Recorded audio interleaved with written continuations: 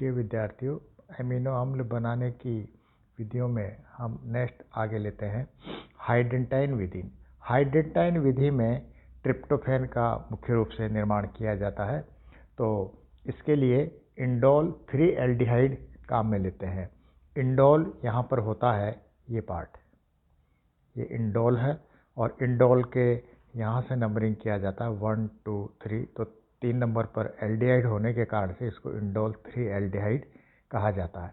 इसकी क्रिया हाइडेंटाइन के साथ कराई जाती है। हाइडेंटाइन होता है NHCO CH2 और क्रिया एसिटिक एनहाइड्राइड के प्रेजेंस में कराते हैं, जिससे यहाँ से क्या होता है, एक वाटर मॉलिक्यूल का फॉर्मेशन होता है और CH डबल बॉन्ड C, इस प्रकार से डबल बॉन्ड आ जाता है।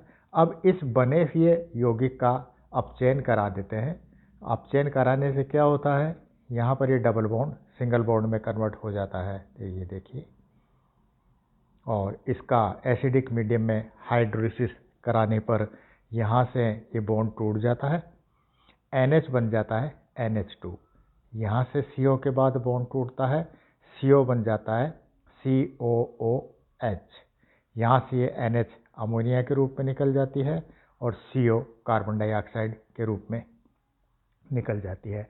तो इस प्रकार से ट्रिप्टोफैन का निर्माण हो जाता है। तो इसी प्रकार से अन्य एमिनो अम्लों का भी निर्माण इस विधि के द्वारा किया जा सकता है। जैसे उदाहरण के लिए यहाँ पर देखिए, मेथियोनिन का निर्माण करते हैं। मेथियोनिन के लिए एक्रोलीन काम में लेते हैं, CH2 double bond CH CHO, और एक्रोलीन की क्रिया मेथेनथायोल के साथ कराई जाती है, जिससे यहाँ से देखिए CH3S CH2 CH2 CHO, यहाँ से ये H हटकर CH पर चला गया, ये देखिए CH3S CH2 CH2 CHO। और अब इसकी क्रिया अमोनियम कार्बोनेट और सोडियम साइनाइड के साथ कराई जाती है, जिससे यहाँ पर देखिए उसी प्रकार की स्ट्रक्चर बन गया जिस तरह से हमने पीछे हाइडेंटाइन में देखा था। हाइडेंटाइन में देखिए यहाँ पर ये रहा, ये हाइडेंटाइन, और इस हाइडेंटाइन के क्या लग गया, CH3S CH2। अब इस बने हुए यौगिक का NaOH की उपस्थिति में जल अपघटन करा देते हैं। जल अपघटन कराने पर यहाँ से देखिए CH3S CH2 CH2, यहाँ से बॉन्ड टूट गया, NH बन गया NH2, CO बन गया COOH, NH अमोनिया में निकल गई और ये CO कार्बन डाइऑक्साइड में निकल गया।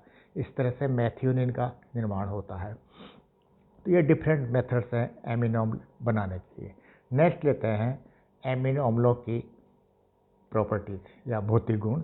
एमिनो अम्ल सारे आयनिक यौगिकों की तरह व्यवहार करते हैं।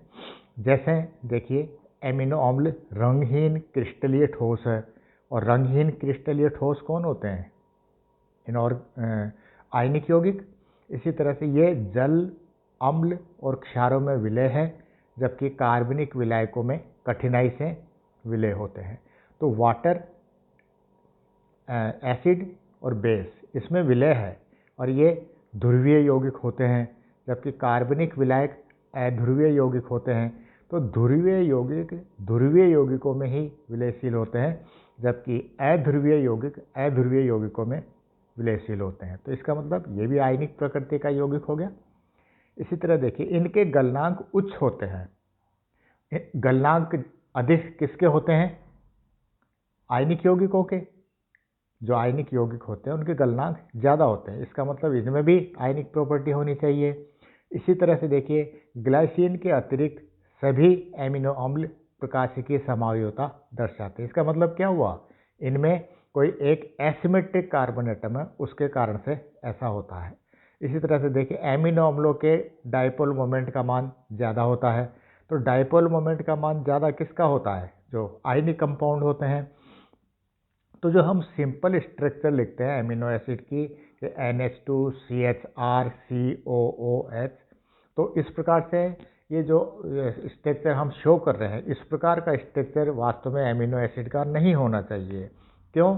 क्योंकि इस तरह के गुण तो एमिनो एसिड में है ही नहीं। तो इस प्रकृति को समझाने के लिए, आयनिक प्रकृति को समझाने के लिए एमिनो अम्लों की प्रॉपर्टीज़ को दूसरे रूप में समझाया जाता है, जिसे ज्यूटर आयन संरचना कहा जाता है। तो यहाँ पर देखिए ज्यूटर आयन संरचना को। तो जो एमिनो एसिड जिसकी हम बात कर रहे थे CH4NH2COOH, ये सिंपल एमिनो एसिड है। सिंपल एमिनो एसिड ये सहसंयोजक यौगिक की तरह हमने इसको दिखाया है, जबकि यहाँ पर देखिए हमने यहाँ पर इस H को रिप्लेस कर दिया NH2 पर, तो ये NH3 बन गया और ये COO नेगेटिव। तो देखिए आयनिक कंपाउंड हो गए, जिसे उभयनिष्ठ रूप कहा जाता है।